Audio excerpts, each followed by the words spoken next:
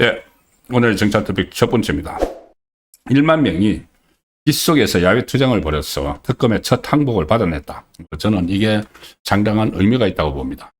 이 특검이 그동안 몰아쳤죠. 세계의 특검 몰아치고 특히 이 윤석열 전 대통령을 직접 겨냥을 하고 또 강요들과 윤석열 정부 강요들과 국민의힘 국회의원들을 직접 겨냥하고 있는 것이 조은석 내란 특검이죠. 조은석 특검이 계속 몰아치다가 한덕수 전 총리에게서 막혔습니다. 여기에 막혀서 구속영장이 이제 기각이 돼버렸죠. 기각이 되니까 일단 그쪽은 포기를 하고 재영장 청구를 하지 않고 수사 방향을 국민의힘 쪽으로 틀었습니다. 국민의힘 쪽으로 틀어서 추경호 당시 비상계엄 당시 원내대표를 타깃으로 했는데 추경호뿐이 아니고 그때 계엄 결의 해제 그 투표에 참여하지 않은 수많은 그 국민의힘 의원들을 전부 다 지금 겨냥을 하고 있는 겁니다. 그래서 원내 사령탑인 원내대표실을 압수수색을 하겠다고 했는데 지금 계속 막아서고 있죠. 농성을 하면서 국회에서 농성하면서 막아서고 있고 그 상황에서 조은석 특검이 일단 이 부분에 대해서는 철수를 했습니다. 사실상 포기한 거죠. 내용은 이런 겁니다. 국민의힘 원내대표실하고 행정국을 대상으로 내란 특검이 소위 말하는 내란 특검이 압수수색이 사흘 만에 조금 전에 마무리가 되었습니다. 지금 오늘까지 사흘째 압수수색을 직접 하겠다고 계속 시도를 했죠.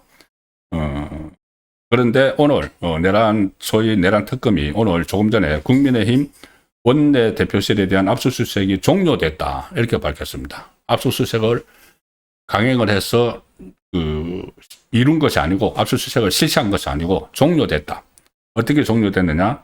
이 특검은 협의를 거쳐서 국민의힘하고 협의를 거쳐서 형사소송법 절차에 따라 진행이 됐다. 그리고 그것이 종료됐다는 건데 사실은 이게 오늘 국민의힘으로부터 임의 제출 형식으로 관련 자료를 받았다. 그걸로 이제 끝냈다는 겁니다. 임의 제출 형식은 그 전에 청와대를 압수수색을 하려고 할 때 또 용산을 압수수색할 때 나왔던 말이죠.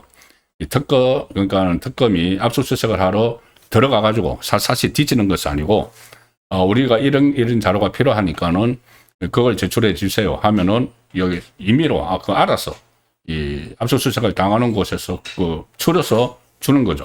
그런데 조은석 특검은 처음부터 국민의힘 당사에서 임의 제출 형식은 받지 않겠다고 했습니다. 임의 제출 형식은 의미가 없다. 자기들이 들어가서 국민의힘 원내대표실 행정국에 들어가서 샅샅이 뒤져서 거기서 자기들 필요한 걸 뽑아가겠다. 임의 제출은 무슨 임의 제출? 이렇게 바로 어제까지만 해도 세게 나왔죠. 무조건 들어가야 되겠다. 그런데 국민의힘이 이 투쟁력을 지금 발휘를 해서 강하게 버티니까 방어를 하니까 그냥 물러서기도 멋쩍고 그랬겠죠. 그래서 임의 제출 형식으로 일부 자료를 받는 걸로 해서 마무리를 했다. 이건 사실상 이 특검이 항복을 한 겁니다. 국민의힘의 조직적인 저항에 부딪혀서 항복을 한 것이나 마찬가지죠. 지난 2일부터 2, 3, 4일 연속 압수수색을 시도를 했지만은 사실상 아무런 결과도 얻지 못했습니다. 국민의힘 의원들이 국회 복도에서 위원총회를 열고 연단 농성을 벌이면서 계속 저지를 했죠.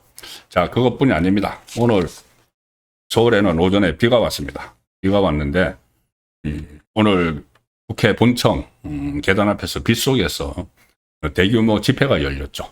뭐냐 하면은 야당 말살, 정치 탄압, 특검 수사, 규탄대회 이걸 열었습니다.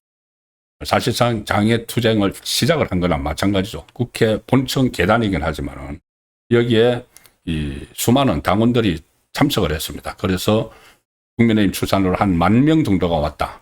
10,000명. 전국의 당원들이 다 모여들었다는 것이죠. 한 10,000명이 모여서 야당 말살, 정치 탄압, 특검 수사, 규탄대회를 열었고 여기서 장애 투쟁을 하자 이런 말들이 계속 나왔습니다. 그리고 이재명 정권을 무너뜨리기 위해서 목숨을 걸고 싸우자 목숨을 걸고 싸우자. 이런 말까지 나왔습니다.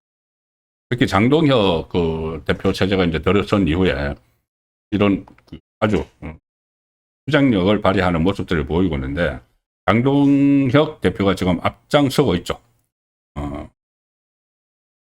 그 장애투쟁이 지난번에 이제 조은석 특검팀의 주경호, 조지현 의원실, 그리고 국회 본청에 있는 원내대표실, 원내행정국에 대한 압수수색을 시도하는 것을 성토하고 이것을 이제 막기 위해서입니다. 비가 많이 왔는데도 전국에서 모인 당원들이 이 국회 본청 계단 굉장히 넓죠. 굉장히 넓은데 거기에 가득 채우고 밑에 이 국회 마당으로까지 내려오는, 그래서 한 10,000명 정도로 추산이 되는데, 비가 오는 속에서도 아주 그 열기가 가득 찼습니다. 장동혁 그 대표는 이제 정치 특검이 몰고 온 구름이 거치고 이제 모래 위에 쌓아 올린 정치 특검의 수사, 사상 누각 같은 수사는 결국 나중에는 결과적으로 이재명 정권의 목을 베는 칼날이 될 것이다. 아주 세게 이야기를 하죠. 특검 수사가 이재명 정권의 목을 아예 베는 칼날이 될 것이다. 역풍, 지금 이렇게 정치 특검, 민주당의 채찍질에 의해서 하는 이 특검이 결국은 부메랑이 돼서 이재명 정권을 끌어내릴 것이다. 역풍이 불 것이다. 그런 아주 그 단단한 각오를 밝혔습니다. 그리고 무슨 인민재판부를 만들겠다고 하는데, 내란 특별재판부 이런 이야기하죠. 그것이 이제 인민재판부나 마찬가지다. 인민재판이나 마찬가지죠. 인민재판부를 막아내야 한다. 우리에겐 분노가 있고 애국심과 목숨이 남아있다. 이 강한 노조로 이야기합니다. 애국심, 목숨. 분노에서 일어서서 이재명 정권을 무너뜨리기 위해 목숨을 걸고 싸우자. 이재명을 향해 진격하자. 이렇게 이제 구호도 외치는 이런 상황이 되니까 특검도 두려운 거죠. 특검도 자칫 나중에 지금 이 특검들이 자기들이 지금 하고 있는 이 어떤 정치 수사, 이것이 나중에 부메랑이 돼서 상당히 다칠 수도 있습니다. 좀 결은 조금 다르지만은 그때 박근혜 전 대통령 수사했던 박영수 특검 말로가 아주 좋지 않았죠. 그리고 그것을 다른 일로 수산업자에게서 뇌물 받고 김만배와 엮여서 박영수 특검이 끝이 좋지 않았지만은, 지금 수사를 이렇게 하면은 이 수사를 한 내용 가지고 나중에 또 다른 형태로 심판을 받을 수도 있는 겁니다. 그런 부분들을 이 특검, 정치 특검의 수사가 결국 이재명 정권의 목을 베는 칼날이 될 수도 있다. 이런 경고까지 나오는 상황이 된 것이죠. 그리고 당사자인 주경호 전 원내대표도 아주 적극적으로 대처를 하기 시작을 했습니다. 이제 국민의힘 지도부가 받쳐주니까 아주 적극적으로 대처를 하고 정면 돌파를 지금 하고 있습니다. 오늘 오후에 또 주경호 전 원내대표가 국회에서 계엄 당시 상황 관련 기자간담회 이것을 열어서 하나하나 그날 시간대별로 다 이야기를 했습니다. 윤석열 전 대통령과 통화를 하고 나서 갑자기 의원총회장소를 회에서 당사로 바꿨다고 하는데 그게 아니다. 오히려 전화를 받고 나서 당사에서 하려던 의원총회를 국회에서 하려고 했는데 국회가 차단이 되어 있었기 때문에 여러 가지를 못해서 이렇게 의원식에게, 당시 국회의장이던 의원식에게 좀 들어갈 수 있도록 조치를 해달라고 하니까 의원식이 그건 당신들이 알아서 해. 우리는 이미 의결정지수 다 찼어. 이런 식으로 아예 어떻게 보면은 이제 국민의힘이 들어오는 거에 대해서 의원식이 어떤 협조 요청이 왔는데도, 국회의장이라서 협조 요청이 갔는데도 그것을 아예 묵살을 했다. 이런 이야기까지 하면서 시간대별로 쭉 설명을 합니다. 쭉 설명을 하는 것을 보면은 무슨 의도적으로 계엄을 해제를 막기 위해서 의원총회 장소를 옮겼다, 이런 것이 아니라는 것이 쭉 설명하는 과정에 다 나와 있는 것이죠. 제가 일일이 설명을 드리기보다는 제가 이제 요약해서 말씀을 드리면, 일단 전체적인 맥락은 계엄 해제를 막으려는 그런 생각은 전혀 없었고, 그때 당시 국회의 환경이 그랬고, 또 오히려 의원식이 협조를 해주지 않았다.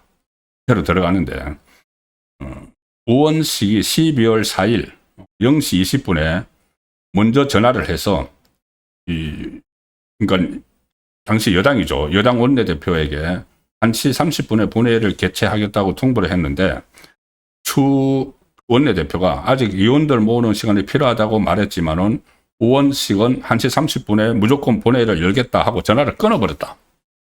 전화를 끊어버렸다. 의원들이 조금 가서 그 회관으로 들어가려면은 국회 본청으로 들어가려면 시간이 뭐 좀 필요한데 좀 시간을 조금 더 달라고 했지만은 우리는 무조건 1시 30분에 본회의를 열겠어 하고 전화를 끊었다.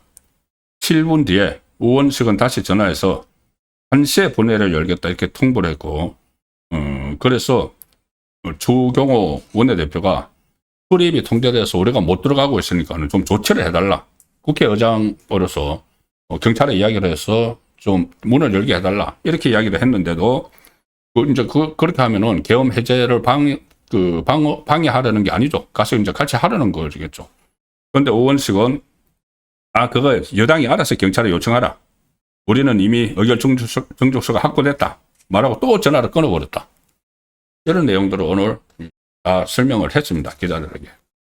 그래서 이 특검이 이 국민의힘 의원들을 이제 겨냥을 해서 윤석열 정부 때 장관들을 막 뒤지다가 이제 한덕수 전 총리에게 맡겼죠.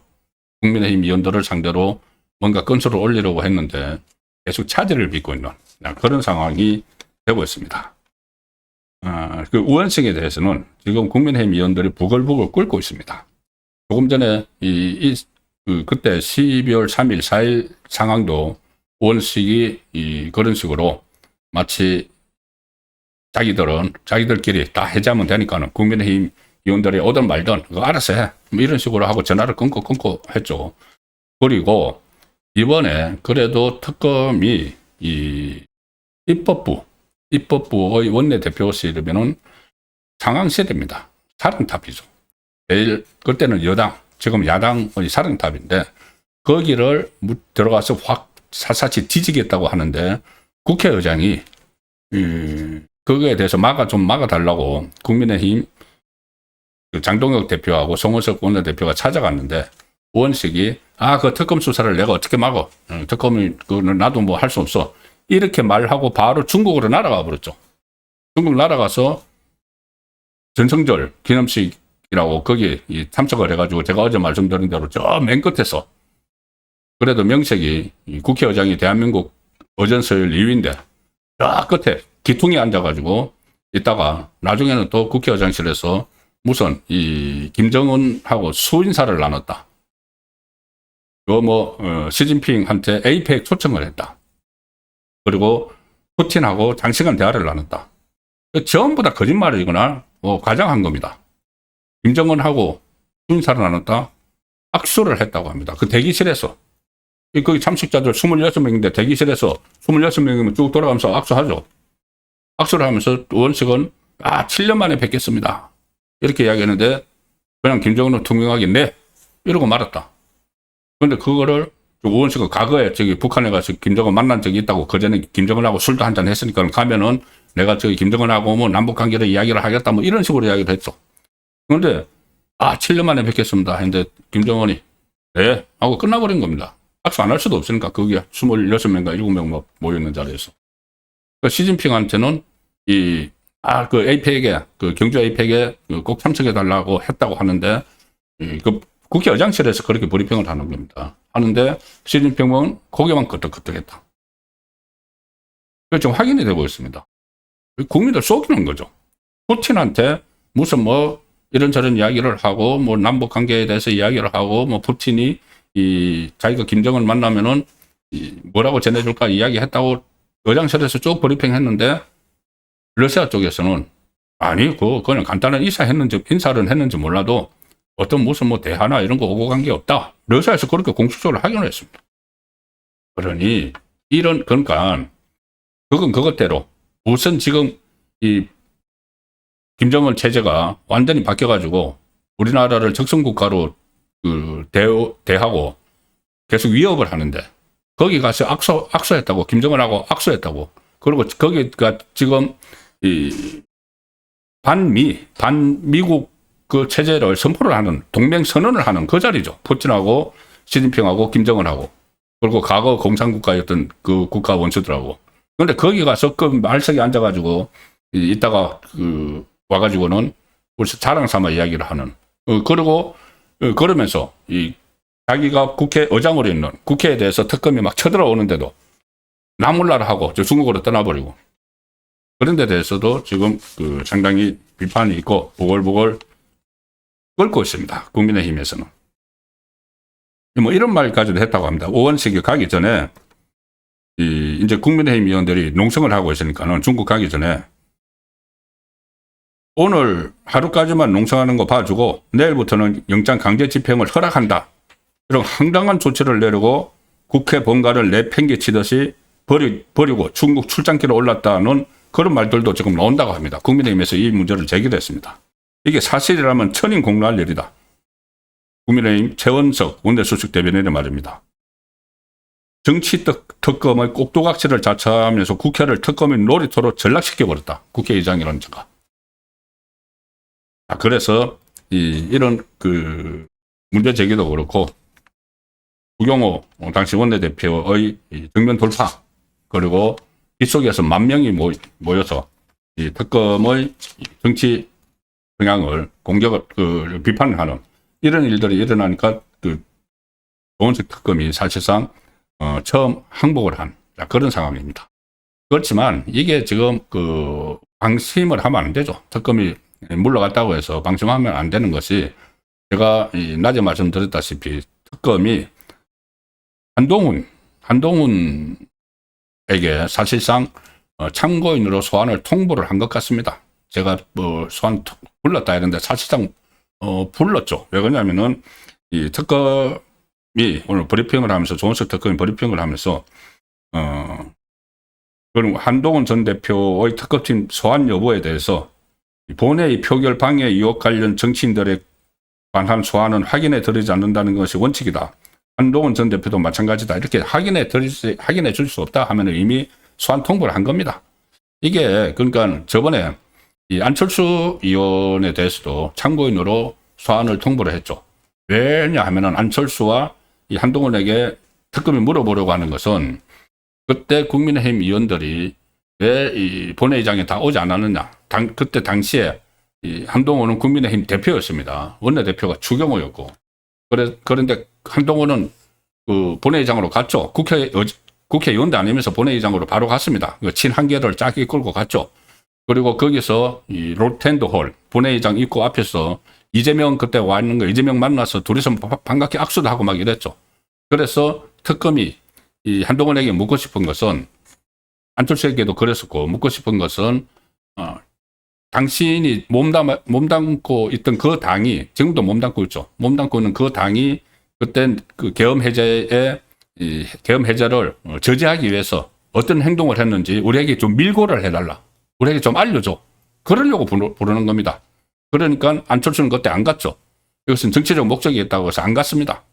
그런데 지금 한동훈에게는 소환 통보가 저는 사실상 갔다고 보는데, 특검에서 이 정도 이야기를 했으면은.